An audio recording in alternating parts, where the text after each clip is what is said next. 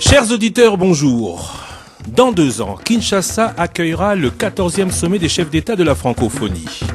Près de 40 chefs d'État ont fait récemment le déplacement de Montreux en Suisse, où la fête était belle, malgré les seulement 8 mois de préparation.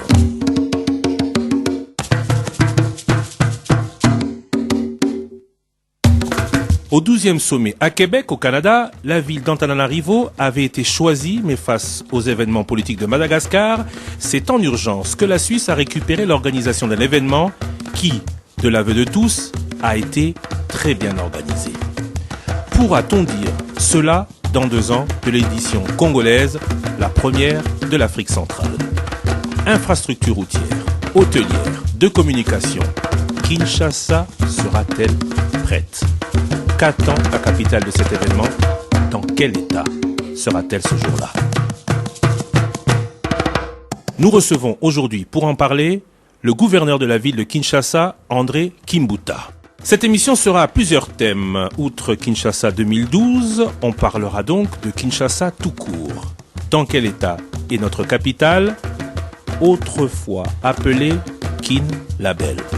Voirie, aménagement du territoire, salubrité, sécurité, transport, mais aussi, je voudrais commencer par ça, les infrastructures de base que sont l'eau et l'électricité.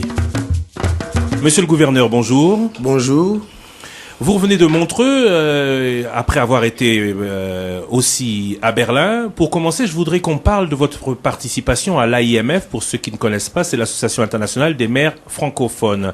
Au moment où certains s'interrogent sur l'utilité de la francophonie, dites-nous quelle est l'utilité de cette association des maires francophones. L'AIMF, c'est l'Association internationale de maires francophones. C'est un réseau des élus locaux qui couvre au moins 48 pays dans le monde. Ces réseaux favorisent un espace, la création d'un espace, disons, où il y a dialogue, réflexion, échange. Et Kinshasa, la ville de Kinshasa fait partie de ces réseaux. Et qu'est-ce que peut apporter à Kinshasa comme expérience? Qu'est-ce qu'elle retire comme expérience et peut-être même aussi comme fonds, comme investissement, comme financement? Moi, je crois qu'à travers ces séminaires, ces ateliers que l'AIMF organise, il y a ces transferts de savoir-faire. Il y a le renforcement de l'expertise, des capacités. Kinshasa bénéficie aussi de certains projets qui sont financés par l'AIMF. Pas seulement Kinshasa, d'autres villes aussi qui sont membres de cette association. À Kinshasa, nous avons la construction qui vient d'être terminée, qui est terminée, du centre de santé de Ngiringiri. Nous allons nous atteler à construire le mur. Je crois que la RATP a déjà commencé les travaux. Nous avons en face du carrefour des jeunes, ceux qui connaissent bien Kinshasa, nous sommes en train de réhabiliter un bâtiment où on va abriter la maison du savoir, qui est également l'œuvre de l'AIMF. Donc c'est un réseau, comme je l'ai dit, des élus locaux qui ont la langue française en commun. Monsieur le gouverneur, je ne suis pas seul pour vous interroger. Du studio Sangomalamu, présent dans le studio Paul Diakese. De Congo Web TV, Gaël Kibungu. d'Antena, Solange Kwale. De Digital Congo, Sonia Lukusa Mugalou. Et de Top Congo FM, Eric Ambago Mazo. Après Montreux, monsieur le gouverneur, vous avez été en Allemagne pour concrétiser construction de micro-barrages dans les zones est de Kinshasa.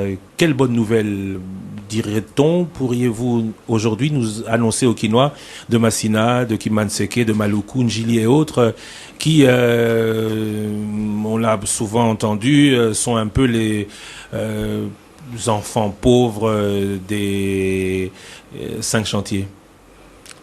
D'abord, Christian, je te dirais qu'ils ne sont pas les enfants pauvres de 5 chantiers. 5 chantiers dans la ville concernent les 24 communes de la ville. À Berlin, c'est par rapport à l'appel d'offres que nous avons lancé dans la ville de Kinshasa.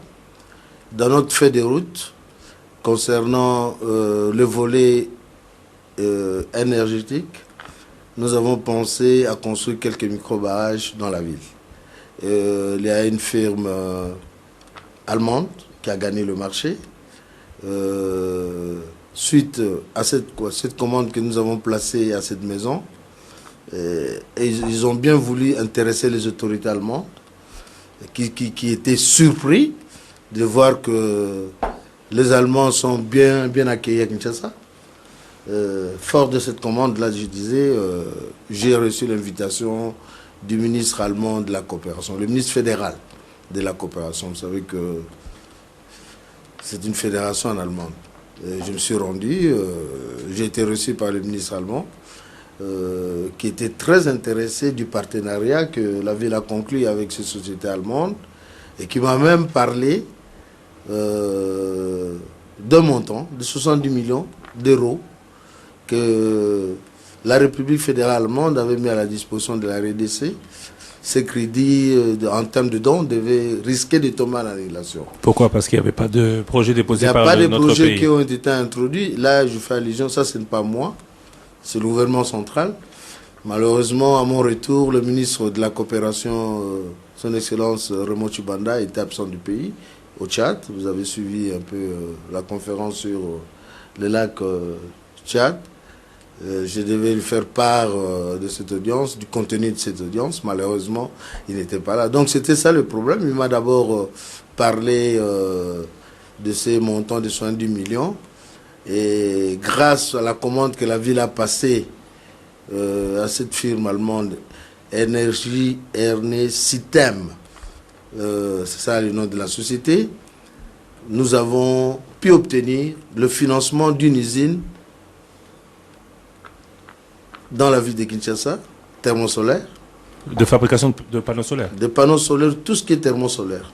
Des panneaux solaires fabriqués ici au Congo? Localement à Kinshasa, pour une valeur de 16 millions d'euros. Financement allemand.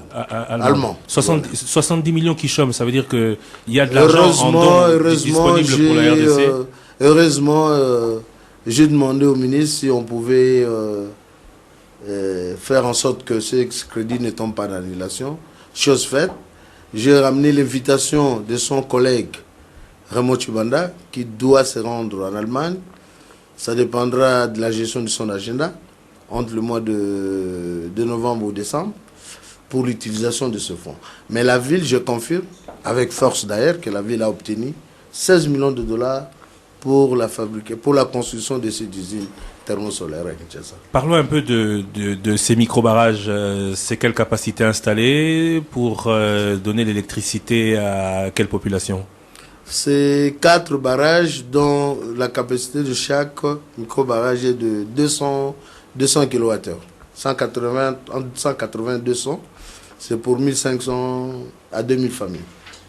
Monsieur le gouverneur, revenons sur Kinshasa 2012. On l'attendait en 2010. L'organisation de cet grand événement sommet de la francophonie, ce sera donc pour dans 2 ans.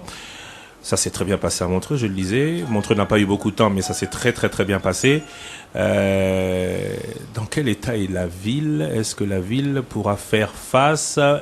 Vous avez été à Québec, au Canada. Est-ce que Kinshasa pourra faire aussi bien, sinon mieux? Christian, si je te posais la même question. Kinshasa a organisé le sommet de la SADC ici. C'était-il un échec ou c'était une réussite? C'est une dizaine de chefs d'État. La francophonie, c'est près d'une 50aine. Est-ce que c'est la quantité ou la qualité des gens qui viennent? Mais quand on voit les infrastructures d'accueil, on peut se poser la question de savoir si Kinshasa est à même d'accueillir tout le monde. Voilà, Kinshasa a déjà réussi ici à organiser, évidemment, vous disiez il y a 40 ans ou 30 ans, je ne me rappelle pas bien, vers les années 82, 83, le sommet de France-Afrique, ici à Kinshasa. Donc, moi j'ai dit, comme le chef l'a si bien dit, j'en profite d'abord pour le féliciter parce que il fallait sa présence pour obtenir ce sommet. Il l'a obtenu. Mes très sincères félicitations. Le remercier au nom des Kinoises et des Kinois parce que la ville choisie, c'est Kinshasa. Je peux vous rassurer avec la détermination de son Excellence Monsieur le Président de la République, avec l'implication de l'exécutif provincial, Kinshasa sera prêt à accueillir ce sommet. Paul Diakese, Studio Sangomalamu. Kinshasa sera prête comme ville à accueillir ce sommet. C'est quand même une bonne nouvelle pour tous les Congolais. Monsieur le gouverneur, est-ce que ça ne sera pas comme le 30 juin où le Kinois de Maloueka, de Kimbansek et de Massina n'a rien perçu de cette fête? En quoi les Kinois profitera-t-il de la sommet de la francophonie? Vous savez, l'organisation d'un sommet comme celui-là, il y a des préalables. Cela veut dire, comme l'a si bien dit Christian, il faut des infrastructures. Il y aura des infrastructures qui seront construites. Ça, je vous le confirme déjà. En construisant ces infrastructures, c'est une création de richesse parce qu'on va donner de l'emploi aux Kinois. Donc, tout est prévu. Il y a un budget qui est prévu. Vous devez savoir que le Congo était déjà prêt à accepter l'organisation en 2010. C'est que vous oubliez. Il y a déjà une organisation qui a été mise sur pied. Malheureusement, la sécurité à l'Est était plus importante que le déplacement du chef pour le Canada. Ce qui a fait que le chef ne s'est pas rendu. En 2010, déjà, on devait le faire. Il y a tout un programme. Il y a un budget. Je ne vais pas ici dévoiler le plan d'action. Je n'ai pas cette autorisation de le dire ici. Mais je vous confirme que les infrastructures seront routières et hôtelières, ainsi de suite, seront construites. Et les Kinois, c'est le premier bénéficiaire de tous ces infrastructures. Les gens viennent pour 48 heures, 72 heures, tout de plus. Après, ils ne vont pas ramener tout ce que la ville aura bénéficié comme construction, comme infrastructure. Sonia Mugalou, Digital Congo. Monsieur le gouverneur, je voudrais d'abord qu'on revienne un tout petit peu sur ces micro-barrages dont vous avez parlé tout à l'heure, avec ce contrat de l'Allemagne. Vous n'avez pas dit quand est-ce que les Kinois vont en bénéficier. On a peut-être su que c'est 16 millions de dollars, mais c'est pour quand? Quand est-ce que ce sera concret quand on regarde la précarité dans laquelle les Congolais vivent, quand on regarde les conditions, ils n'ont pas d'eau, surtout, comme avait dit Christian tout à l'heure, dans les fins fonds, Massina, Kimbanseke et tout ça, c'est à quand? Et puis par rapport à la francophonie, monsieur le gouverneur, nous avons vu, s'il fallait qu'on accueille la francophonie en 2010, on se posait la question de savoir si réellement Kinshasa était prête. Je reviens encore sur cette question, Kinshasa sera-t-elle réellement prête? Est-ce que les infrastructures hôtelières, vous regardez un peu comment ça évolue, comment évoluent les chantiers, à pas de tortue? Est-ce que vous êtes optimiste? Est-ce que vous avez l'évolution des travaux? Vous avez le chronogramme. D'ici 2012, tout sera prêt pour que la francophonie vienne chez nous. Merci. J'ai retenu deux questions. Vous avez besoin de dates précises oui, par pour le micro-barrage. Le micro-barrage, on commence les travaux début décembre. Au moment où je vous parle, on est en train déjà d'acheminer le matériel. Il n'y a pas que le micro-barrage. Il y aura également dans ce micro-barrage, comment on appelle ça, l'adduction d'eau potable. Donc, les mêmes familles n'auront non seulement l'électricité, ils auront également de l'eau potable. Donc, vous savez, les micro-barrages, on les fait dans les rivières qui entourent Kinshasa, Njili, Ntswenge, ainsi de suite. Donc, ils auront de l'eau potable. Le premier micro-barrage va démarrer sur la rivière Njili le 1er décembre. Les travaux, ça va prendre 3 mois. 3 mois de travaux. 3 mois de travaux. Au bout de 3 mois, les barrages sont fonctionnels. On va alimenter déjà la partie Njili Brasserie. Pour l'usine, le 1er mars, ça ne vient pas de moi, ça vient, la source, c'est le ministre allemand de la fédération, de la coopération et la société, c'est la même société qui a bénéficié de notre commande sur le micro-barrage. C'est celle-là qui avait un projet prêt, parce qu'il faut introduire un projet, qui avait un projet fin prêt, qu'elle a introduit auprès du ministère de la coopération, et le projet a été accepté, le montant est pratiquement décaissé d'après... Mais avec quelle main-d'œuvre? Est-ce qu'on va prendre la main-d'œuvre de l'Allemagne ou on va utiliser les Congolais? D'abord, une très bonne nouvelle pour l'usine sont les formateurs qui vont venir. On va recruter des ingénieurs congolais, des techniciens congolais qu'on va former, qui vont continuer à travailler dans l'usine. Il n'y a pas de main-d'œuvre étrangère à part le formateur qui viendront dans un premier temps et sont les Quinois. Voilà, les Quinois qui vont travailler sur l'usine. De même pour le micro-barrage, il n'y aura qu'un seul ingénieur, entouré des ingénieurs congolais pour réaliser cette œuvre. C'est pourquoi je parle du 1er décembre, parce qu'en principe, vers le 20 novembre, le 25, ils seront déjà là. Ils ont une semaine de formation pour les Quinois qui seront sélectionnés, qui vont travailler pour la construction de ce micro-barrage. Solange Kwale Antena. Oui, la francophonie, j'insiste, je crois que c'est une répétition. Quand je vous dis que en 2010, on devait déjà l'avoir. Nous étions avec Christian à Québec. J'étais d'ailleurs m'a félicité. J'ai appelé le chef de l'État devant lui pour lui dire Excellence. Il a appelé le lendemain. Voilà. Il me pose la question de choisir entre l'insécurité qui règne à l'Est et son déplacement à Québec. La vie des Congolais n'a pas de prix. Il a préféré s'occuper de l'Est au lieu de chercher à venir négocier un sommet. Et le voie de Dieu étant insondable, c'est dès 2012 qui était prévu pour nous, on l'a obtenu. Donc, déjà à ce niveau-là, on avait une organisation qui était mise sur pied. Mais comme vient de le dire Sonia Mugalou, en 2010, si ça avait été maintenant, octobre 2010, on vient de le terminer, Kinshasa n'aurait pas été prête. Ça, c'est toi qui l'as dit. Vous savez qu'avec de nouvelles technologies, on peut monter un immeuble à 10 étages en 3 mois. Vous ne savez ça en moi. Ça se fait partout au monde. Pourquoi pas ici? Mais est-ce que les moyens sont toujours mis à la disposition de ces entrepreneurs? Parce que souvent, c'est des chantiers qui commencent et qui ne savent pas évoluer parce qu'ils n'ont pas toujours les moyens nécessaires pour finir leurs travaux. Une petite parenthèse. Du moment où je vous parle là, la cité de la francophonie, tout ce que vous voulez là, on n'a pas commencé quand on a notifié, on nous a fait savoir que vous avez le sommet. On avait commencé bien avant 2010. Donc moi, je vous parle, je vous livre une information pour vous apaiser que pour la cité, voilà, nous allons même au-delà. C'est du content, monsieur le gouverneur, on a déjà ces moyens. C'est tout. Construire quand? 6 mois avant le sommet ou on commence déjà maintenant? Je suis le gouverneur de la ville, je ne suis pas le ministre chargé des infrastructures. Solange Kwale Antena.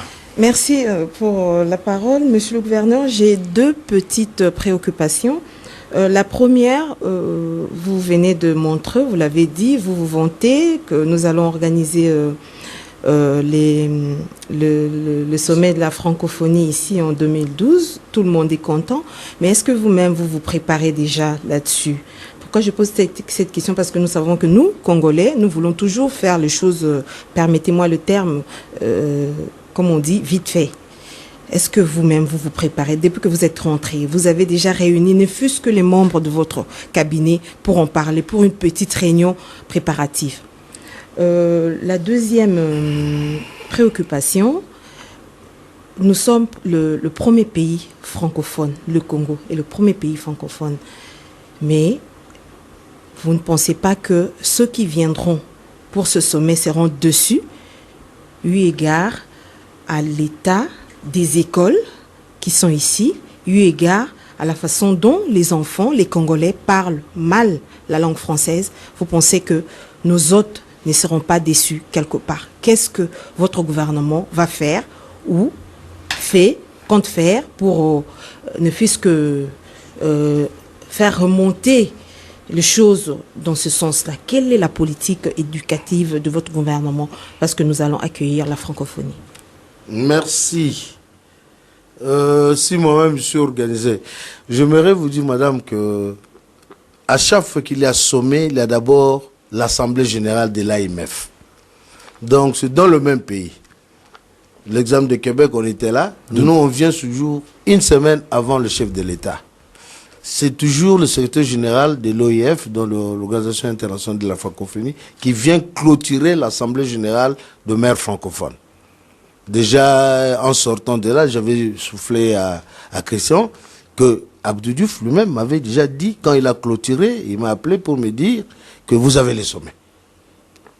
Avant même que le chef de l'État ne se prononce. Voilà. Je vous dis que avant chaque sommet, il y a d'abord le maire francophone qui se réunissent. Donc j'ai été partout où les sommets de la francophonie, depuis que je suis gouverneur, il y a eu 2. Donc j'ai été partout les sommets de la francophonie se sont tenus. j'ai ce modèle. Il a inventé la Suisse. Je me rappelle que je n'étais pas fort en histoire quand j'étais élève, mais on a étudié la Suisse du Xe siècle. La Suisse existait du Xe siècle, XIIIe siècle, vous l'avez étudié à l'école. Il y a des comparaisons qui clochent, qui ne tiennent pas. Il ne faut pas comparer la Suisse en RDC. Donc vous n'êtes pas en train de dire que on n'aura pas si bon sommet parce qu'on n'est pas si vieux que... Non, je n'ai pas dit ça. Il ne faut pas comparer. Okay. La Suisse a des infrastructures déjà. Il organise un sommet. Et voilà. Nous, ça nous profite. Mais là, je n'aimerais pas dire que nous allons croiser les bras. On attend ce que l'organisation va nous donner. Mais c'est une pratique. On remet aussi un fonds au pays qui organise. Donc, me préparer moi au niveau de la ville de Kinshasa déjà avec mon équipe. Le canevas est prêt, tout est prêt. Si vous me demandez un cahier aujourd'hui de charges, je vais vous le présenter. Je vous dis que c'est depuis 2010 déjà que je devais déjà avoir un prêt rapport par rapport à l'organisation que j'avais soumis à son Excellence Monsieur le Président de la République. Compte tenu des expériences vécues d'autres sommets. Parlons un peu des écoles maintenant. Les écoles, oui. Les écoles, ouais. C'est une très bonne chose. C'est un héritage colonial, ce que nous avons ici. Nous ne vous pas l'avènement Kabila, Joseph, bien sûr. Vous allez parler, critiquer des écoles. Quel est l'héritage que Kimbuta a eu quand il a été élu gouverneur? Mais je veux vous dire ce que moi j'ai réalisé. Vous savez que la dégradation était tellement forte dans la ville quand nous avons nous avons eu à diriger la ville, que nous sommes, je dirais, à moins 100. Quand on arrive à 0, à 2 ou à 3, les gens ne sentent pas ça. Mais je vous serez peut-être surpris, la ville, avec ses fonds propres, va construire des écoles. 31 écoles dans la ville de Kinshasa. Va ou a déjà? A déjà, ça existe, on peut circuler avec toi. La ville avec fonds propres, la ville avec partenaires. 62 plutôt écoles réhabilitées. Une belle maison avec aucun plus de 10 000 bancs. Okay. 10 000 bancs. Le plus récent sont encore à l'ONATRA. Je ne sais pas si pendant que j'étais en voyage, on a dédouané, j'ai eu l'exonération. Je viens d'importer encore 1500 bancs qui sont là. C'est un effort, mais par rapport à la situation démographique de la ville, c'est comme si on n'a rien fait. Mais cet effort-là, il faut me poser la question, parce que j'ai eu des moyens. Qu'est-ce qu'on me donne comme moyen? On va y arriver. Gaël Kibungu, Congo Web TV. Voilà, puisqu'on parle des infrastructures et de l'emploi, j'aimerais bien revenir là-dessus. Les routes qui ont été construites, je suis contente de vous entendre dire que ces infrastructures vont plus profiter aux Kinois. Ce n'est pas pour les grandes manifestations. Le boulevard, on a vu comment il a été construit. On attendait prêt pour 6 mois. Il a pris un peu plus de temps. Il y a certaines artères comme l'avenue des Huileries, par exemple, qui est confiée à, c'est en tout cas l'autorité urbaine qui doit s'en occuper. Toujours pas fini. On ne sait même pas ce qu'elle va devenir. Le rond-point, on ne sait pas ce qui sera érigé là-bas. Mais sinon, quel est l'état en fait global de ces constructions? Les infrastructures routières, qu'est-ce que ça représente? Qu'est-ce qui devait être fait? Qu'est-ce qui a déjà été fait? Et puis, je ne pense pas que c'est tous les Kinois qui passent sur le boulevard du 30 juin. Il y a les routes secondaires et il y a également un problème de maintenance. Qu'est-ce que vous pouvez dire par rapport à tout ça? Merci. Madame, je crois qu'il faut circuler dans la ville. Parce qu'on a tendance à croire qu'il n'y a que le boulevard qui a été réhabilité. Mais justement, je dis ça parce que les gens circulent en dehors du boulevard. On va aller calmement. On quitte le boulevard, on vient à Kitambo. Il y a Komoriko et Lukengo. Vous savez ça, que ces deux boulevards-là ont été réhabilités, modernisés. Et j'ai mis de l'éclairage public. Ça, les Kinois peut-être ne savent pas, vous ne savez pas. Nous quittons le boulevard, nous avons Komoriko et Lukengo. Réhabilités, modernisés avec de l'éclairage public. Ça va? Qu'est-ce que ça représente comme pourcentage pour toute l'étendue de la ville-province de Kinshasa? On continue. Allez-y. Pourquoi vous parlez? Je dis, nous sommes à Kitambo. Oui. Ça représente beaucoup pour le Kinois qui habite la commune de Kitambo, de Bandalungwa, de Ngaliema, qui vient rejoindre le centre-ville. Oui. On a l'avenue du tourisme. Vous vous êtes donné la peine de voir ce qui se passe sur l'avenue du tourisme? Vous connaissez l'avenue du tourisme? Oui, bien sûr. Vous avez vu ce qui s'est réalisé? Oui. Le pont sur le pompage, là. Le pont au pompage. Vous avez déjà visité ce pont? Depuis que vous êtes né dans cette ville ici, vous avez déjà vu un pont pareil? Non, soyons réalistes. Je vous parle plutôt j'aimerais bien que vous puissiez nous dire point par point, c'est ça, je vous suis en commune train par commune, et essayer je suis en train de l'énumérer, je suis déjà en Galema. Quand je dis tourisme, je suis déjà en Galema, madame. Ça va? En Galema, vous avez ça. Je descends, je suis à Selembao. En Galema encore, vous avez la Libération. Vous continuez la Libération et les travaux continuent à partir de Rond-Point Bandal jusque là. Et madame, pour la première fois depuis 50 ans, vous êtes dans la commune de Selembao. Vous savez que de Libération à Selembao, vous pouvez passer Bumbu, Ngiringiri, Bumbu, et vous entrez sur l'avenue Chaba, Katanga, disons. Vous connaissez le nom de cette avenue? L'avenue Landou. Vous savez qu'aujourd'hui, elle est modernisée, construite, cette avenue-là. Et que Selembao, Bumbu, Ngiringiri désenclavée. Parce qu'on a tendance à croire que c'était le boulevard. Je suis en train de vous dire que des communes... On n'a pas tendance à croire, la communication a été plus axée sur le boulevard. Aujourd'hui, je pense que l'autorité urbaine devrait également communiquer au Quinois ce qui est fait. Voilà, la communication sur le boulevard du 30 juin, parce que ça porte le nom de 30 juin, et on fêtait les cinquantenaires. Mais le plan sur le 5 chantiers pour la réhabilitation des infrastructures continue. Aujourd'hui, j'aimerais vous amener visiter ce que je suis en train de vous dire là. L'avenue Landou. À votre avis, ça représente quel pourcentage des voiries qui devaient être réhabilitées? Je vais vous dire pour Selembao, Bumbu, Ngiringiri, ils sont dans les 80% parce que c'est comme Kisenso. Quand tu vas dire la route vers Kisenso là représente 100% parce que ce sont des communes qui étaient enclavées. Maintenant, il y a une route. Je vous apprends, madame, quand vous quittez l'Ipen, vous prenez Libération. Ne cherchez pas à venir au rond-point Bandal pour aller à Matongé ou tout ça. Vous prenez Landou, vous traversez Ngiringiri, Bumbu, vous êtes sur Chaba. Quel est l'état des routes secondaires? Aujourd'hui, c'est vrai, on a Mais ça, c'est une route secondaire. Oui. C'est ça la route secondaire, la route le plus important. Des routes qu'on appelle transversales. Et je n'ai pas fini. Je peux continuer à énumérer. Eric Ambago, Top Congo FM. Monsieur le gouverneur, vous êtes très satisfait de ce que vous faites à travers la ville de Kinshasa, mais quand même quelques questions par rapport à ce que vous faites des visites d'inspection, des visites de contrôle. Vous étiez récemment à Bizahupen, précisément à Sangamamba, à Boadi, avec les députés provinciaux. Vous aviez visité l'érosion de Sangamamba, vous aviez promis la réhabilitation rapide de cette érosion.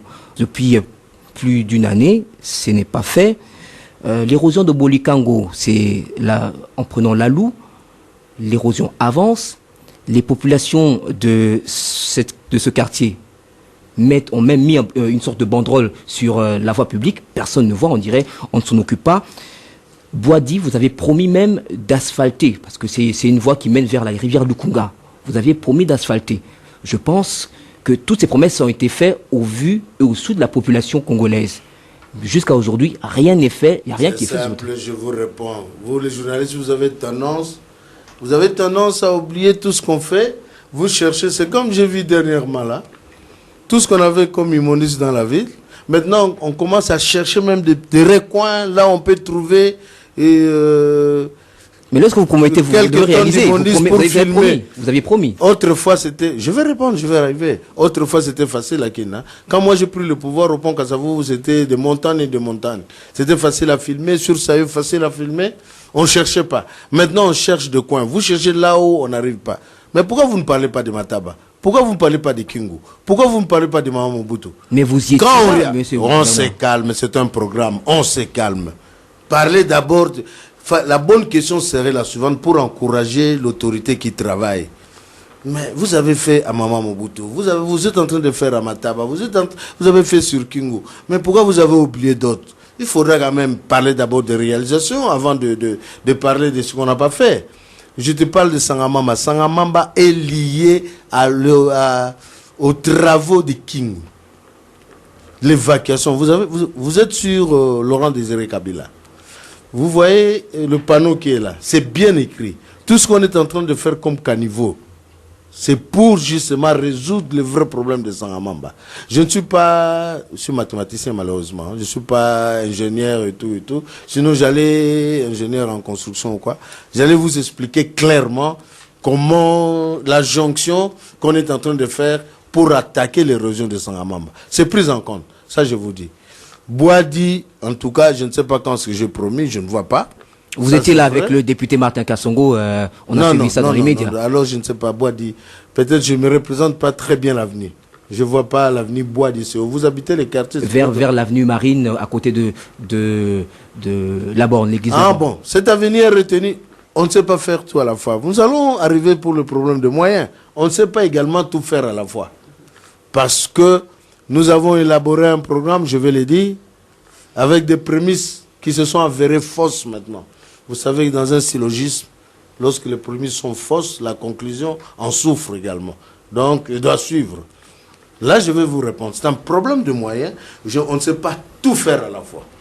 Justement, on va parler des moyens, mais juste avant de parler des moyens, on était à la francophonie, on va clôturer avec la francophonie. On a moins peur pour l'organisation de la francophonie en 2012 que les invités trouvent une capitale sale, parce qu'on a vu que c'était possible, pendant un mois, d'entretenir cette ville. Ma question est, pourquoi seulement un mois? Pourquoi est-ce que la ville de Kinshasa ne peut pas être tout le temps, comme on nous l'a montré, autour du 30 juin? Merci pour la question. D'abord, j'aimerais vous dire ceci, parce que la salubrité, c'est un axe prioritaire du gouvernement provincial. C'est un axe prioritaire. On ne le voit pas beaucoup, l'axe prioritaire. Calmez-vous, monsieur Christian. C'est le slogan prioritaire? Non, ce n'est pas le slogan prioritaire. Ici, il y a des réalisations, je vais énumérer ici, vous serez même paniqué. Je vous ai dit que la dégradation est tellement forte qu'on a difficile à voir ce que nous faisons. Je te pose une question. Toi, avant l'avènement de Kimbuta, il y avait un camion ici qui pouvait ramasser une poubelle dans cette ville. Non. Un seul. Je réponds. Il n'y avait peut-être pas de camions, encore qu'on en avait vu certains, mais avoir des camions aujourd'hui qui ne travaillent pas, c'est voilà. Non, les camions travaillent qu'autour du 30 juin. Non, attendez. Enfin, on les a vu beaucoup autour du 30 juin. Nous avons vu, on a fait un état des lieux, vous savez qu'il y avait des états généraux au centre Nganda. On a vu, la solution doit être rationnelle. Nous devons faire de la gestion intégrée de déchets. Donc, collecte, tri, décharge, où il faut une décharge finale, là où il faut déposer les restes, et puis des usines de traitement de déchets. Voilà. À quand Attendez. Non, je pose juste la question parce qu'on Oui. est aussi pris par le temps. Oui. À quand l'usine de traitement des déchets? Mais c'est ça, l'appel d'offres est prêt. Dans combien de temps? L'appel d'offres est prêt, nous attendons maintenant. Je vais vous expliquer un problème de moyens. On construit une usine de traitement de déchets en combien de temps? En un an, on va dire un an ou deux. Ça veut dire que d'ici un an ou deux, le Kinshasa continuera à être sale. Non, l'appel d'offres est prêt pour cette gestion intégrée, même la gestion des caniveaux, tout ce que tu peux imaginer. L'appel d'offres est prêt. N'eût été ce dérangement, je crois qu'on va en parler, du ministre de l'économie par rapport aux édits. Aux édits, par rapport à nos taxes, j'aurais déjà lancé cette On y arrive tout de suite. Voilà. On y arrive tout de suite. Donc, nous avons parlé de la gestion intégrée. Nous avons pensé qu'il fallait d'abord une décharge finale, parce que c'est bien beau. C'était des décharges pirates en décharge pirates. On déplace à Kasavubu, on amène à Kingabwa. On déplace à Kingabwa, on amène à Ndjiri. On s'est dit non, nous devons nous efforcer à avoir une décharge finale. Mais nous sommes la première ville à l'Afrique noire d'avoir cette décharge-là. Le Cameroun est en train de construire maintenant à Yaoundé ou à Douala. Mais nous l'avons déjà. Mais on ne fait pas du bruit. Les gens ne comprennent même pas quelle est la nécessité de ces décharges. Avec ces décharges, j'ai signé un contrat de crédit carbone qui aura pour effet fin 2011. Et c'est là où on aura des moyens pour autofinancer, par exemple, cette gestion intégrée des déchets. Nous continuons. On a eu des camions de ramassage de poubelles. Nous avons plus de 5000 poubelles dans la ville. Mais on s'est dit, il faut du professionnalisme, un cahier d'appel d'offres, de professionnels. Et je triche un peu en te disant la vérité, parce que je t'ai dit que dans ces 70 millions d'euros que nous attendons, il y a l'assainissement de la ville qui est un des dossiers très importants que les Allemands vont présenter. Je ne voudrais pas anticiper, mais pour vous calmer, voilà. Merci. Une solution de rechange au cas où... Vous trichez en nous disant la vérité, ça veut dire que d'habitude vous mentez. Pardon? Vous trichez en disant la vérité, d'habitude vous mentez. Non, en vous disant... Je ne voulais pas dire parce que ce n'est pas encore fait. Maintenant, on le sait, sur Top Congo. Paul Diakessé, Studio Sango Malamu. Mais monsieur le gouverneur, vous avez la maîtrise de votre ville. Et le travail que vous faites, je crois que tout le monde peut dire effectivement du travail qui s'est fait. Cependant, pourquoi vous avez l'habitude de dire, depuis que vous êtes né, vous avez déjà vu ça? Mais oui, depuis que les gens sont nés, ils ont vu quelque chose. Est-ce que vous le faites par défi ou vous le faites parce que c'est votre devoir? Et puis, vous avez dit que vous avez importé les bancs, monsieur le gouverneur. Pourquoi importer les bancs alors que nous avons du bois ici? Ça aurait été une occasion pour aider les PME Congo, les PME de quinoa et des autres, à avoir du boulot, à avoir l'argent. Et enfin, une troisième question subsidiaire à la francophonie. La francophonie va coûter, vous avez dit avec le plan, là, 80 millions de dollars. Monsieur le gouverneur, vous en tant que quinoa, vous pensez que si on posait la question au quinoa, que voulez-vous entre le sommet de la francophonie et la route Elengesa bypass? Les quinois choisiront quoi, monsieur le gouverneur? Merci. D'abord, je n'ai pas à me plaindre. Hein. Je suis quinois, j'aime Kinshasa. J'aime beaucoup Kinshasa. Je ne dis pas que depuis que je suis né. C'est une façon d'expliquer que, je vous ai dit, l'héritage était salé, très salé. C'est que la ville que Kimbuta a hérité, je ne sais pas, on a organisé les états généraux, tout était catastrophique. Tout était au rouge. Quand je dis depuis que je suis né, c'est par rapport à ça. Mais on fait des efforts. Malheureusement, les moyens ne sont pas là pour nous aider à réaliser réellement cette vision que nous avons de la ville, cette volonté que nous avons développée. Vous devez savoir, il y en a qui passent, qui critiquent, mais l'art est difficile. C'est que la critique est aisée, hein. Mais venez, asseyez-vous sur ma chaise avec ce tableau de bord, le besoin, rien qu'en rémunération et en fonctionnement de la ville, c'est 5 milliards. On me donne 800 millions, 900 millions de francs congolais. Vous cherchez l'argent où? Voilà. Non, vous l'avez trouvé où là? Vous le trouvez où là? Deuxième question. Pourquoi importer? Mais je suis mathématicien, c'est simple. Quand le prix de revient d'un banc à Kin me revient à 60 $, et celui que j'importe me revient à 30 $, et quand on fait un appel d'offres, on donne au mieux 10 ans. Moins 10 ans généralement, mais mieux 10 ans parce qu'il y a qualité-prix. Donc moi, je suis devant un tableau. On me dit non. On ne savait même pas que c'était importé. Ce n'est pas la ville qui a importé. Nous savons que c'est importé par la société qui a gagné le marché. Il nous a proposé de bons rendus Kinshasa à 30 $.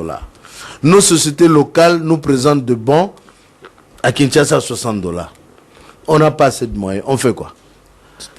Donc, deux bancs, le prix de 2 bancs importés nous donne un banc ici. Et nous avons les enfants jusqu'aujourd'hui, malheureusement, qui suivent le cours à même le sol. Moi, j'ai dit, pas d'école sans banc, je continue à me battre. Je suis à plus de 10 000 bancs. J'arriverai, si Dieu me prête vie, à résoudre ce problème-là. On dit le sommet de la francophonie, c'est très bon. Nous aurons à sonner l'image du pays. Mais si on posait la question aux Quinois, qu'est-ce que vous voulez choisir entre le sommet de la francophonie et la route Elengesa bypass qui passe par Makala? Je pense que les Quinois choisiraient cette route-là que le sommet de la francophonie. Mais les Quinois vont choisir cette route parce qu'ils ne sont pas bien informés par vous, les journalistes qui êtes là. Les dividendes de la francophonie, de l'organisation du sommet à Kinshasa, les dividendes valent plus qu'une route Elengesa.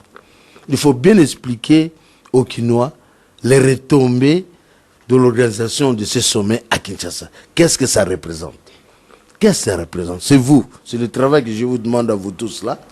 Tout à l'heure, de toute façon, vous aurez une invitation de la ville. En passant, je vous l'ai dit, c'est peut-être, ça devait être le moment de la fin, parce que nous avons déjà monté une commission pour préparer, comme madame a posé la question tout à l'heure, pour préparer le sommet de la francophonie. Mais moi, j'ai plus important également, j'ai l'assemblée générale de l'AMF qui va se tenir quelques jours avant.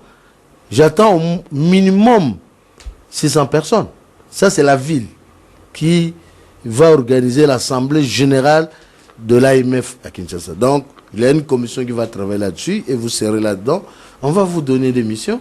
Il faudra les remplir. Il faut expliquer aux Quinois que Elengesa, ça n'a rien à voir avec le sommet de la francophonie au Congo. Sonia Mugalou. Ça va au contraire nous permettre à construire Ilengesa. Digital. Mais heureusement pour nous, Ilenga c'est dans le programme. Digital Congo. Monsieur le gouverneur, je voudrais revenir sur votre politique de salubrité dans la ville. Oui. Monsieur le gouverneur, c'est bien, vous ramassez les déchets, vous avez un dépôt maintenant pour ces ordures.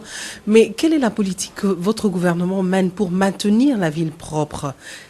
Hier, on parlait de Kinshasa ville propre. C'était des slogans qu'on a lancés. Et aujourd'hui, où est-ce qu'on en est? Parce que toujours, les Kinois continuent à jeter des ordures sur la chaussée. Les poubelles, où est-ce qu'elles sont passées? On ne les voit plus. Qu'est-ce que vous en avez fait?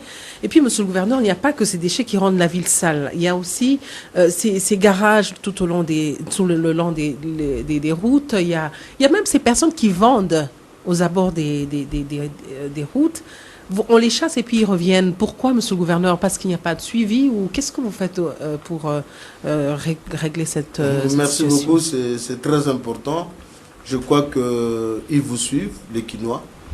D'abord, je demande aux Quinois le geste propre. Je dis aux Quinois que la saleté tue, c'est la propreté qui soigne. Je dois être relayé. Relayé par qui? D'abord par les parents à la maison. Ensuite par le chef de rue, le chef de quartier, le bourgmestre de commune. Ils ne font pas leur travail. Quand on dit, bon, je ne critique pas, hein, mais je dis la vérité, il y en a qui ne sont pas à leur place. L'organisation politique d'une entité comme Kinshasa se fait par des instructions, madame. Je prends un arrêté, je prends un acte réglementaire, n'importe lequel, le bourgmestre est tenu à le respecter, la police est là pour sanctionner. Mais nous assistons malheureusement à un phénomène, bon, que je dirais de passivité. Imposer par exemple des sanctions aux ménages dès que vous jetez, on voit des ordures devant vos maisons, on vous sanctionne. Madame, n'est-ce pas une façon madame, excusez-moi, d'imposer, malheureusement je n'ai pas amené. Il y a même un arrêté réglementant tout ce que vous êtes en train de dire. Des amendes qu'on doit payer, tout. C'est distribué aux différents commissaires de police, bourgmestres. Tout ça c'est fait. Ils ne font pas leur travail, ça je le dis clairement.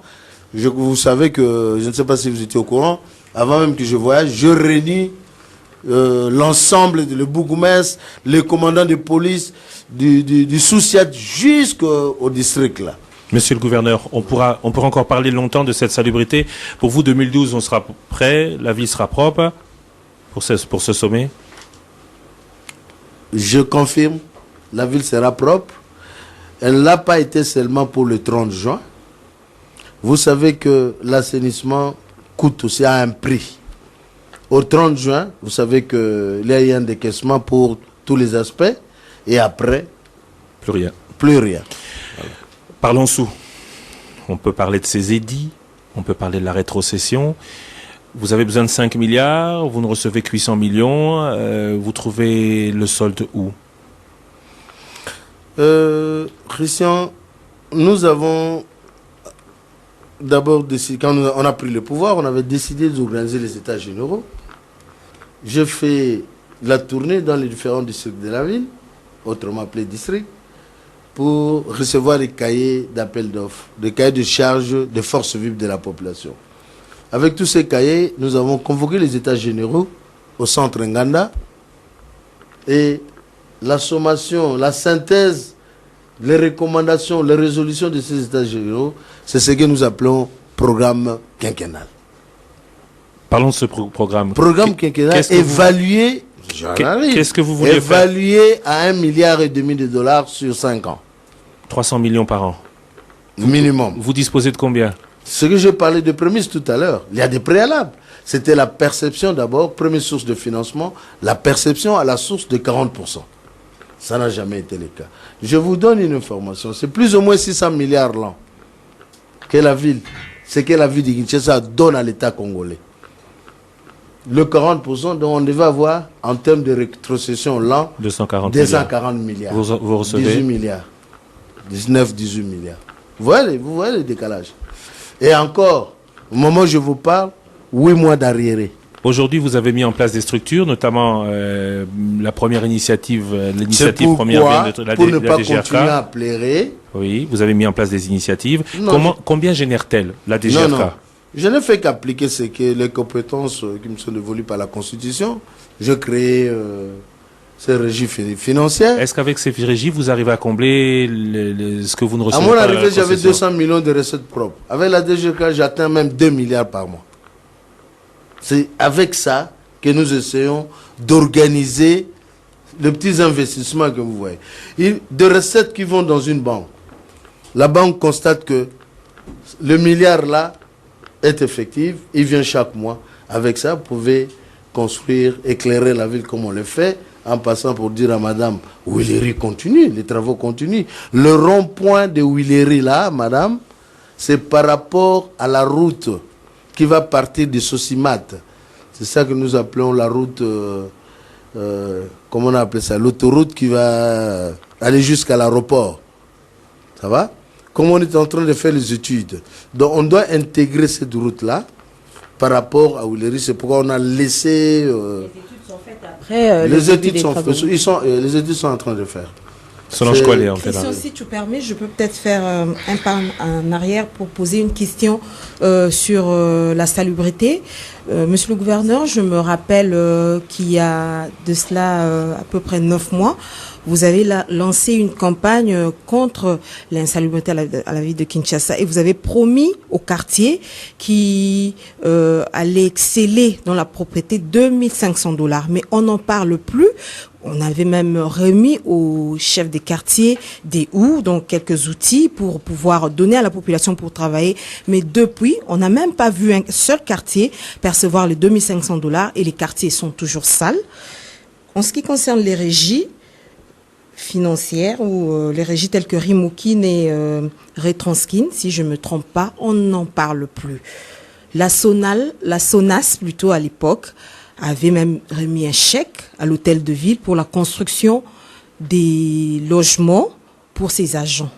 Où est-ce qu'on en est aujourd'hui? Et pour la Retranskin, on a appris que les taximens ou les chauffeurs qui conduisent les différents véhicules de l'hôtel de ville aujourd'hui ou pour les transports publics sont maintenant des clients en fait de l'hôtel de ville. On leur a donné ces voitures-là en crédit. Est-ce vrai? Merci. D'abord, ce qu'il faut, il faut chercher l'information à la source. Hein. Vous êtes la source. Des quartiers ont été primés. 3 quartiers au moins. Pouvez-vous vérifier? Seulement. Attendez, madame. Attendez. Le gouverneur donne l'exemple et demande aux communes de continuer la prise en charge. C'est très important. Je donne le souffle et je demande aux communes de continuer. Et je donne le moyen à ces communes-là de continuer. Oui, mais les communes... Je vais vous expliquer. Mais les communes Nous avons primé 3 communes. La cité verte, je crois, ce qu'on appelle cité verte, en face du camp Mobutu. Elle a été primée. Ils ont eu les 2500. Malheureusement, plus loin, cité Mobutu a été primée $2500. Et il y a un quartier en Ngiringiri. Il fallait commencer par les quartiers sales, hein? Commune de Kinshasa. Non, il y avait des critères. Oui, parce que là-bas, c'est assez propre. Hein? Moi, j'attendais que la ministre provinciale de l'Environnement vienne me dire voici les quartiers qu'il faut primer. Je n'étais pas membre de la commission de jury là. Rimoukin, madame, vous savez, les réformes sont toujours impopulaires. Même la DGRK, on a souffert pour asseoir cette réforme-là, faire asseoir la DGRK. On était très combattus. Les réformes sont toujours impopulaires. Vous voyez ça en France maintenant. Vous voyez ce qui se passe avec la sécurité sociale en France. Mais après, moi je me dis, les socialistes demain, quand ils vont revenir au pouvoir, ce sont eux qui vont profiter de ces dividendes-là. Pourtant, c'est indispensable. Nous avons pensé faire des réformes. La Rimoukin, c'est la régie immobilière de Kinshasa. Il y a un grand déficit en termes de logement dans la ville. Vous le savez comme moi. Mais on devait partir d'abord du patrimoine que nous avons pour construire, prétendre, parce que c'est que la ville a comme patrimoine immobilier. Vous avez échoué pour récupérer ça. Voilà, je n'ai pas échoué, madame. J'ai même gagné un procès à la cour d'appel de la Gombe. Mais quand le politique se mêle... Avec M. Chikem? Avec Chikem, je l'ai même gagné au procès. Il ne vous a pas dit. C'est la première fois que... Non, mais vous n'avez pas terminé la phrase. Moi, je représente la ville, je suis le gouverneur. Mais quand le politique s'y mêle, vous avez dit... Quand le politique s'y mêle, Moi, je crois que je fais même des avis de déguerpissement. J'ai donné un délai aux gens. Mais il y a une interférence. De qui? Heureusement, le dossier est maintenant à la Cour suprême de justice. Voilà. Interférence de qui? Donc, il va nous départager. Nous, on voulait partir, on a réfléchi, on voulait partir de ce patrimoine-là. Ça nous fait 400 appartements et bureaux. Ces 400 appartements et bureaux, hypothéqués dans une banque, vous construisez 1000, 2000, 3000 logements. Parce qu'ils vous donnent combien? Minimum $1000, comme ils sont sur l'avenue de la Gombe, l'avenue du commerce. Minimum du $1000. Vous avez $400,000 par mois. Multiplié par 12, ça vous fait 5 600 000 l'an. Mais quelle est cette banque avec un tel hypothèque qui ne peut pas vous donner des crédits pour construire des logements sociaux? Madame, quand on a fait les États généraux, l'une des recommandations principales des membres des États généraux, c'était les transports qui posaient problème dans la ville. Je vous ai parlé de problème de moyens. On n'avait pas de moyens pour acheter de bus. On a été visité par une société, par un délégué d'une société hollandaise, Van Vliet, qui nous propose, il dit voilà, les dossiers pourtant étaient déjà introduits à l'époque d'un +4 qui se trouve au ministère des Finances. J'ai 500 bus d'occasion, j'aimerais bien vous proposer et tout et tout. J'ai dit clairement à cette société que la ville n'a pas de moyens. Mais j'ai une proposition à vous faire. 500 bis, vous venez avec. La ville vous donne l'espace d'abord et vous donne les sites. Ça va, les garages où vous allez placer vos bis. En quel état? 500 bus en quel état? Madame, ça je vais vous dire. Je vous ai dit que je suis mathématicien, je n'étais pas mécanicien. Mais vous devez savoir, quand vous commandez madame, des... vous pouvez me donner... Allez-y. Voilà. Je propose à l'entreprise, curieusement, Leblanc lui-même a accepté la création d'une société mixte entre la ville et Van Vliet. Que le bus devait venir, qu'elle allait gérer la société pour se faire rembourser et la ville verrait dans quelle mesure il pourrait accorder une subvention. On s'est mis d'accord, on signe un premier protocole d'accord, c'était ça. Le monsieur part. Je lui dis, avant même de nous amener le bus, j'envoie mes techniciens en Hollande vérifier l'état de ce bus-là. On n'a pas envoyé quelqu'un de moindre. C'est l'ancien DG de la Sotraz, monsieur Henriquet. Je crois qu'il est encore vivant. Monsieur Henriquet est parti là-bas. C'est lui qui allait voir l'état technique. Techniquement, nous donner son cutus. Le rapport est là. Il me dit, monsieur le gouverneur, c'est vraiment une chance pour vous. Si vous ratez, il y a un rapport. Donc, techniquement, le bus était jugé apte pour la ville. Nous avons accepté. Le monsieur a fait venir tout ça à ses frais. J'ai dit bien clairement, pour que les gens sachent que c'était le premier protocole d'accord, que nous avons signé. Il a presque, comment on fait ça, on dit ça, il avait tout un bateau. C'est tout un bateau qu'il a amené. 70 ou 15 bis à Kinshasa. On demande le BEL pour qu'on dédouane le bis parce que nous avons obtenu, je me suis battu pour obtenir une exonération. Le Blanc dit non. Moi, je ne veux plus dire les sociétés mixtes. Les bis sont à Boma au moment où le Blanc s'oppose. Je ne veux plus d'une société mixte. On m'a dit que les transports ne marchent pas à Kinshasa. Moi, il faut un contrat vente. La population réclame les transports. Les bis sont à Matadi. Je vais demander à ce blanc, non, renvoie-moi les bis. Je dis un contrat vente. Je dis bon, viens, on se met autour d'une table. Conclusion, parce que nous sommes pris par le temps. Voilà, c'était ça le problème. Et on a signé un... Non, un contrat vente, c'est ça. On a eu des conditions qu'on a posées, une caution, et ainsi de suite. Ça s'est bien passé, sauf j'étais prudent. Vous prenez pendant 2 ans en charge techniquement ces bis. Réparation, pièces détachées et tout et tout. Vous me formez des mécaniciens, soit en Hollande ou à Kin. C'est écrit noir sur blanc. Le monsieur n'a rien fait de tout ça. J'ai résilié le contrat. C'est simple. Dans l'entretemps, les bis commençaient à tomber un à un en panne. Mais moi, je ne continue pas à pleurer, à raconter ma vie comme les autres. Au moment où je vous parle, madame, il y a 20 bis qui sont à Boma. J'ai signé un autre partenariat avec une gestion privée. Bientôt, les Kinois vont encore voir des bis sur. Des bis neufs. Le bus Comme circuler ils dans ont la vu ville. Des les bus taxis neufs. VIP où ils ne peuvent pas Le entrer. taxi, je réponds à madame, je n'ai jamais donné de taxi VIP à crédit. Les taxis sont toujours là, à l'hôtel Memling, à l'Intercontinental, au Beach Ngobila. C'était à pour les l'aéroport. Quinois ou c'était pour les étrangers en transit, en visite? Il y a à une Kinshasa? valeur ajoutée qu'il faut faire toujours pour une ville. Voilà, on parle de la francophonie.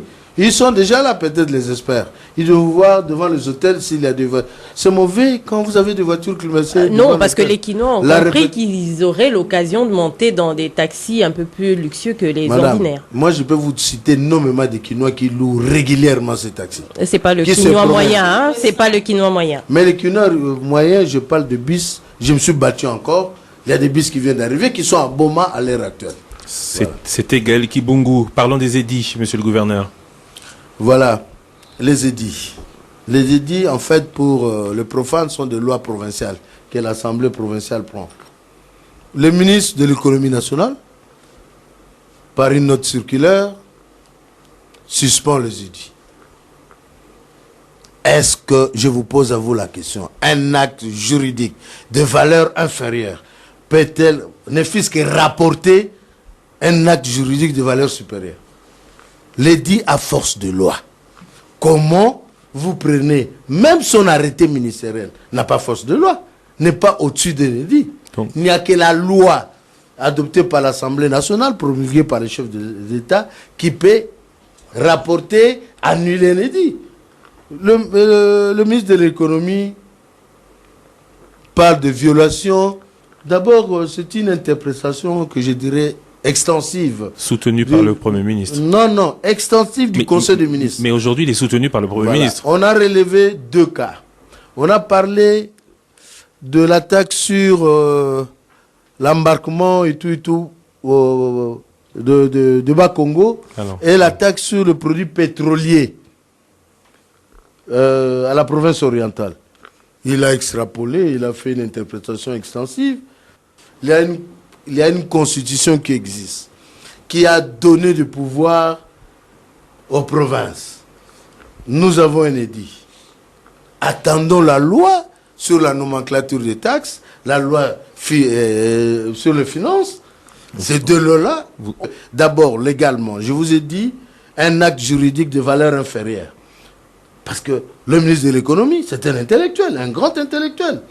Je ne sais pas si vous le connaissez, c'est un ancien DG de la DGA, un ancien DG de grandes entreprises, à la DGI. Il sait très bien qu'un acte juridique de ce niveau-là ne peut pas supprimer un édit, mais il persiste. La Cour constitutionnelle est là, la Cour suprême fait office de Cour constitutionnelle. Et le Premier ministre suit. Le Premier ministre n'a pas suivi, il a amené des opérateurs économiques, il a dit, pour le Premier ministre, nous devons nous mettre autour d'une table. Parce que, parlons peu, parlons mieux, même le Premier ministre n'a pas ce droit-là.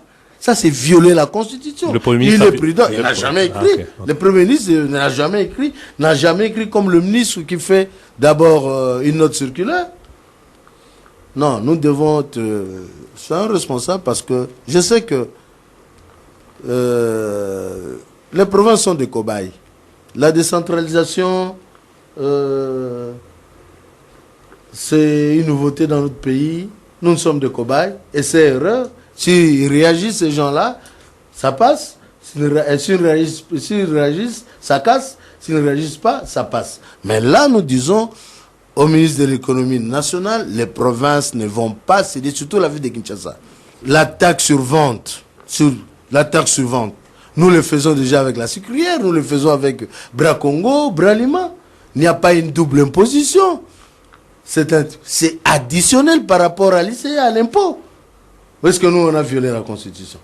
Donc, vous allez en résistance, vous n'appliquerez pas ce qui vous a... Non, ce sont les assujettis. Nous appelons les assujettis. Nous appelons les gens qui doivent nous payer ces taxes-là de comprendre. Même si nous allons à la Cour suprême de justice pour ce dossier, cette procédure n'est pas suspensive. Ça ne suspend pas la procédure fiscale. On doit continuer à payer la taxe. C'est ça la vérité. Donc, je ne vois pas pourquoi. Et là, ce qui est grave, ça nous pénalise. Nous sommes en train de chercher des moyens. Vous savez que cette taxe-là, la ville perd au moins 2 millions de dollars par mois. Ce qu'il est en train. Plus grave, les sociétés commençaient à payer. Vous savez qu'est-ce qui s'est passé? C'est quand nous avons constaté que ces sociétés, au lieu de payer 100 000 $ américains à la ville de Kinshasa, ne payaient que 1 000 $. Même eux, les opérateurs économiques, ils ont compris que non, ces gens ont tout découvert maintenant. Ils se réfugient derrière le ministre de l'économie, qui cherche à protéger des gens qui ne veulent pas payer l'impôt dans ce pays. Non, monsieur le ministre, nous attendons la loi sur la nomenclature des taxes qui va sortir, la loi financière. Sinon, nous nous retournons tous devant, en respectant les procédures de la Constitution, devant la Cour suprême. Mais en attendant, sachez que cette procédure-là ne peut pas nous bloquer à percevoir nos taxes. Eric Ambagou, Top Congo FM. Une question d'abord. Vous plaignez par rapport à ce guéguerre avec le gouvernement. Alors, on vous met dans des situations qui ne vous permettra pas de travailler. Pourquoi vous ne démissionnez pas? Ça, c'est la première question. Deuxième question, vous avez des ministres autour de vous, mais on ne les voit pas. C'est André Kimbuta qui doit être là pour que ça marche à Kinshasa. Pourquoi? Merci. D'abord, démissionner, c'est une lâcheté. Vous savez comment moi j'ai été élu? Dans mon camp politique, tout le monde avait peur de poser sa candidature. On va y arriver d'ailleurs sur ce sujet. Voilà. Mais pourquoi je vais démissionner? Au départ, il n'y avait personne. Vous voulez quoi? Vous êtes un adversaire à Kabila ou quoi? Moi, je vais abandonner mon président en une année des élections. Mais vous aurez un bilan négatif. Bilan négatif, ça négatif, c'est toi qui le dis. Moi, je dis positif. Positif parce qu'on commence toujours par quelque chose. Nous avons commencé. Nous avons l'espoir que ça va continuer. Et la ville sera reconstruite. Et nous sommes en train de gagner des paris. Nous avons la francophonie qui va nous aider à reconstruire également la ville. Nous avons, si Dieu nous prête vie, nous aurons la Cannes 2015. Ça pourrait aussi aider la ville à...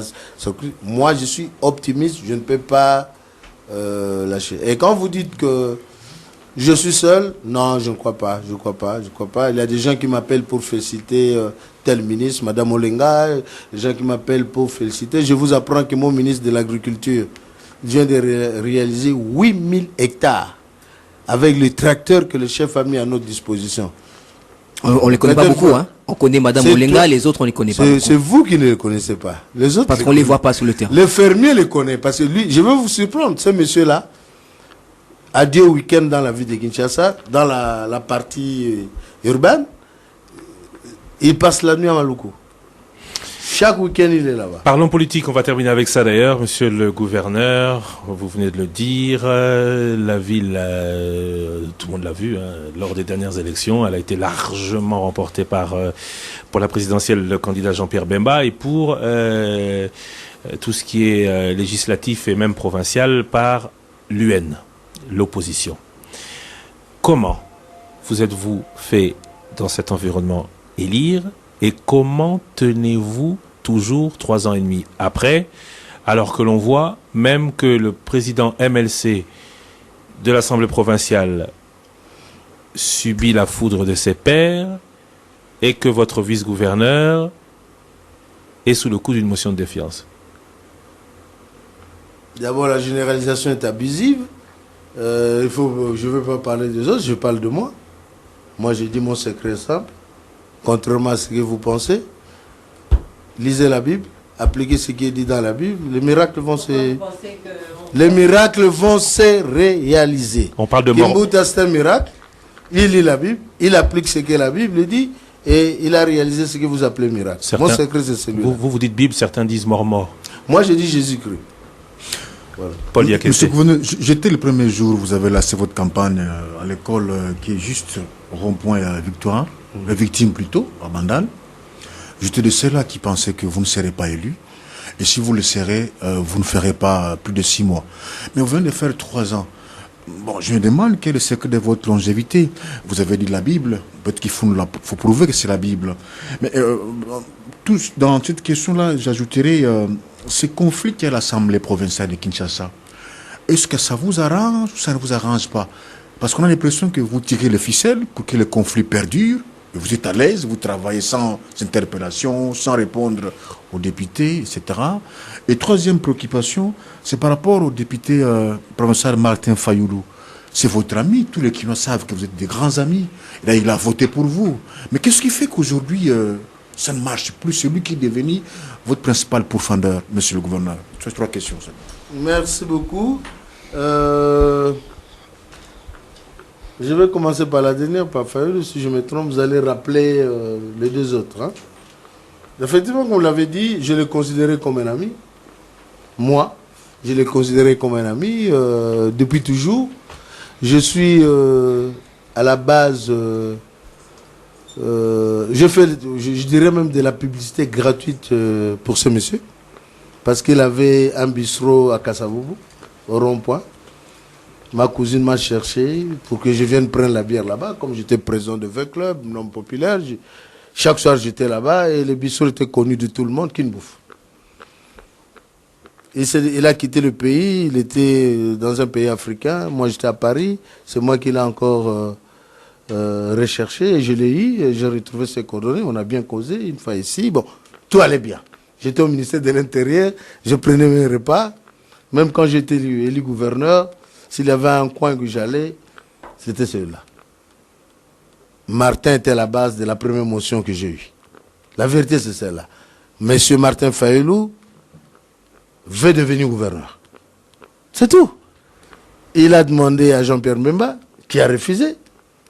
Il était candidat indépendant. Pendant qu'il était candidat indépendant, vous savez qu'il m'a demandé à moi de démissionner à sa faveur. Pas de démissionner, de désister à sa faveur. J'ai dit non, moi je ne m'appartiens pas, c'est l'AMP, négocier à l'AMP. Et il a été négocié à l'AMP. Pour vous dire comment ce poste lui tenait à cœur. Une fois au travail, monsieur a initié une motion qui malheureusement, il n'a pas ouvert la Bible parce qu'il faut le voir dans la Bible. N'allez pas hier. Ça n'a pas marché. Monsieur m'en veut pour ça. Moi, je n'ai rien contre Martin Fayoulou. Rien absolument. D'ailleurs, je suis même écœuré d'en parler. Ça ne m'intéresse pas. Après avoir tout dit. Après avoir tout dit, vous êtes écœuré d'en parler. Non, j'ai dit que c'est pour expliquer réellement qu'on avait de bonnes relations. Après, je ne comprends pas pourquoi il m'en va à moi. Tout ce qu'il dit là, moi, je dis que la critique est aisée. Hein. Oui, c'est l'art qui est difficile. Hein. Oui, les conflits au sein de l'Assemblée, ça vous arrange. Le conflit au sein de l'Assemblée, je regrette infiniment.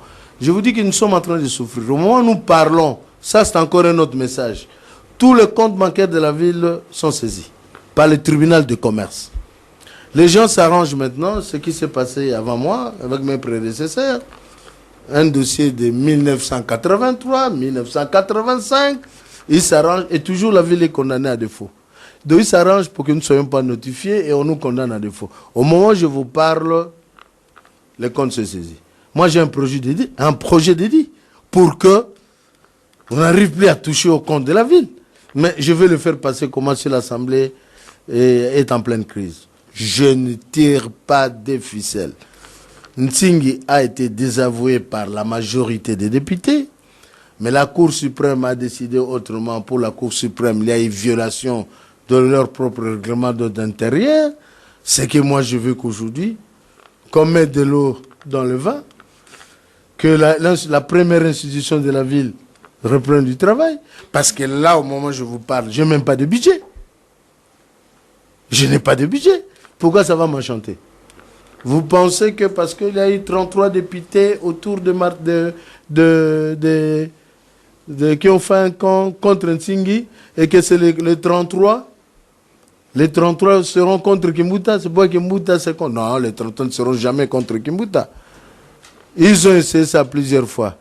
Martin était seul dans la salle, il s'est retourné comme ça, il s'est regardé, il était seul avec son doigt. Il faut aller dans la Bible pour avoir Kimbuta. Voilà, j'insiste là-dessus. Vous parlez de la Bible. Moi, je parle plutôt du gouverneur qui s'est monnayé, qui sait remplir les poches des députés, qui ne savent plus comment voter après contre lui ou contre ses ministres provinciaux.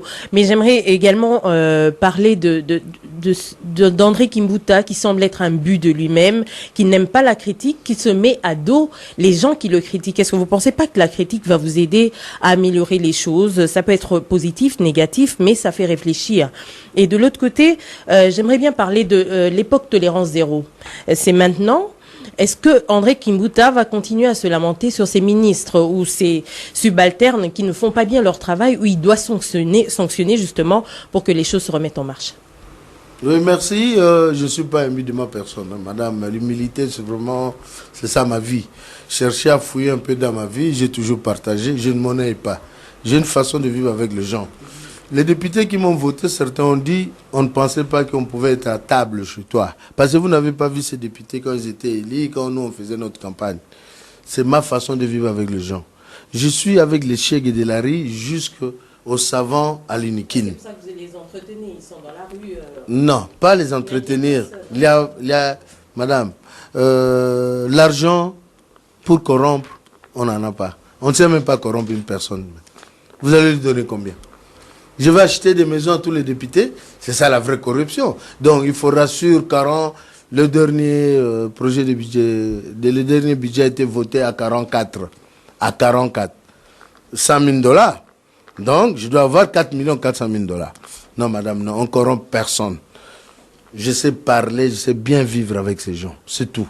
Je sais être gentil avec ces gens. Ils comprennent. Vous savez, je vais vous surprendre. Il n'y en a pas nombreux qui me critiquent. Vous voulez faire allusion toujours à Martin.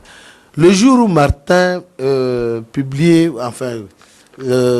rendait public un peu son parti politique, moi je l'ai appelé, je lui ai dit, mais tu invites tout le monde sauf moi, pourquoi? Je me suis rendu.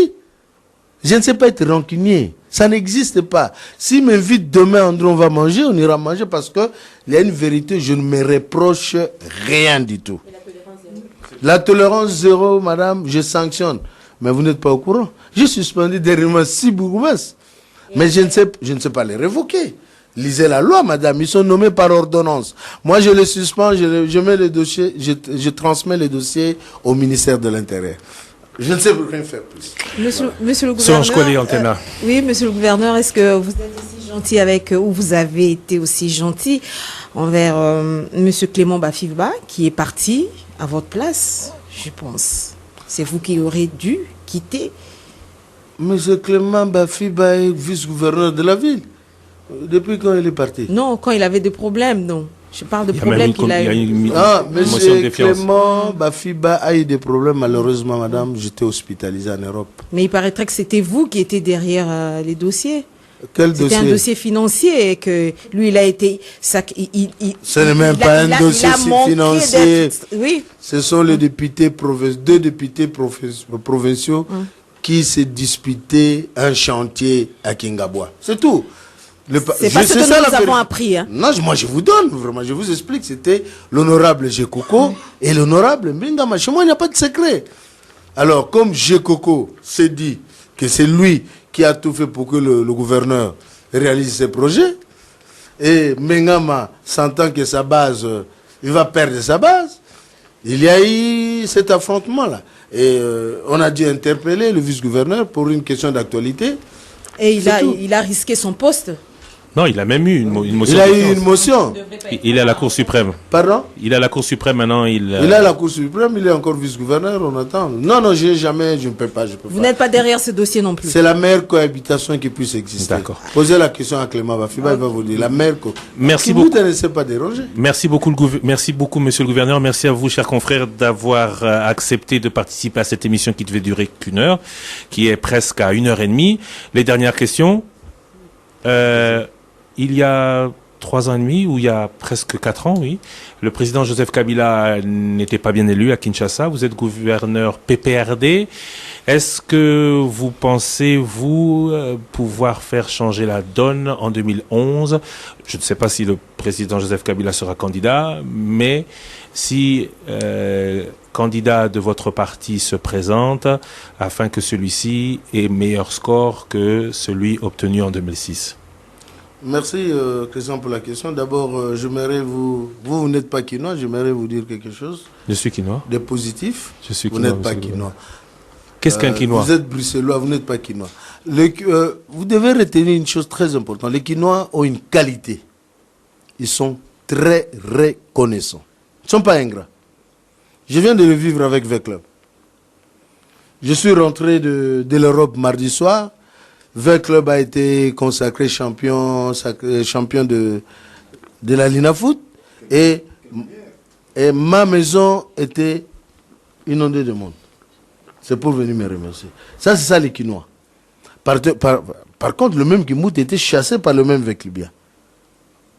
Pourquoi le même Kimbout qui était chassé comme présent par les Veclibiens et maintenant adulé, il est chanté? C'est parce que Kimbout a posé un geste vis-à-vis de Veclibien. Quand vous posez un geste positif, il vous rend la senteur. Les Quinois sont en train de vivre la transformation de leur vie. Ils sont en train de voir comment la détermination du chef de l'État, sa vision pour transformer cette ville. Le minimum, c'est 60%. Je suis confiant que le président n'aura pas moins de 60% en 2011 dans la ville de Kinshasa. Au PPRD, on dit pas une parcelle sans le PPRD, mais vous, en 2011, vous ferez la campagne de la majorité actuelle au nom d'un parti dénommé Renovac. Je suis membre du bureau politique du PPRD. Mais fondateur d'un autre parti. Je suis membre du bureau politique du PPRD. Mais fondateur d'un autre parti. Je suis et je reste. C'est ça, être Quinois. Quand on voit un groupe de Quinois s'organiser, quelque part, on voit la main de Kimbuta. Mais nous avons cet avantage. Vous savez que avant mon voyage, j'ai dîné avec le Ngwana du MLC. Vous savez que je mange régulièrement avec Fidel Babal, que je fais chez Alex Kandé et que je fréquente Mwamba. Donc, madame, qu'est-ce que vous voulez? Que j'évite ma génération ou quoi? Je suis Quinois. Ceux qui viennent de créer, je crois, Renovac, sont des Quinois. Je ne peux qu'être content en tant que membre du bureau politique du PPRD, parce que j'ai suivi tout ce qu'ils sont en train de dire. Ils sont en train de travailler pour le chef de l'État. Mais moi, j'y suis et je reste. Je suis PPRD, je ne suis pas fondateur de Renovac. C'est faux. Allez lire les statuts, vous pouvez faire vos enquêtes. Moi, je suis PPRD, je reste dans PPRD. Renovac, je les encourage. Et faites tout ce que vous voulez tant que c'est pour améliorer le score du président de la République. Parce qu'il parle du président, moi, je les accepte. Merci. Mais je suis PPRD. Merci, monsieur le gouverneur, d'avoir accepté de répondre à notre invitation. Merci à vous, chers confrères, de nous avoir accompagnés dans cette émission. Le Top Presse touche donc à sa fin. Autour de la table, Sonia Mougalou de Digital Congo, Eric Ambago de Top Congo FM, Solange Koualé d'Antenne A, Gaël Kibungu de Congo Web Télévision, ainsi que Paul Diakessé de Studio Sangomalamou. Cette émission sera diffusée sur ces différentes chaînes. Nous disons pour cela merci à Action Congo Events qui a assuré la coordination technique, la coordination vidéo technique. Merci beaucoup, monsieur le gouverneur, et à très bientôt. Merci. Et j'en profite pour remercier mesdames, messieurs, pour l'émission. Je reste à votre entière disposition parce qu'il y en a qui a encore beaucoup, je crois. La soif n'est pas très étanchée, c'est ça. On n'a pas eu assez de cette heure d'information avec vous. Rediffusion de cette émission, ce sera ce dimanche 20h sur Top Congo FM et dans les différentes télévisions. Dans les grands moments qu'on est les grands hommes, soyez de cela. Prudence, le préservatif. Prochain rendez-vous avec le Top Presse la semaine prochaine.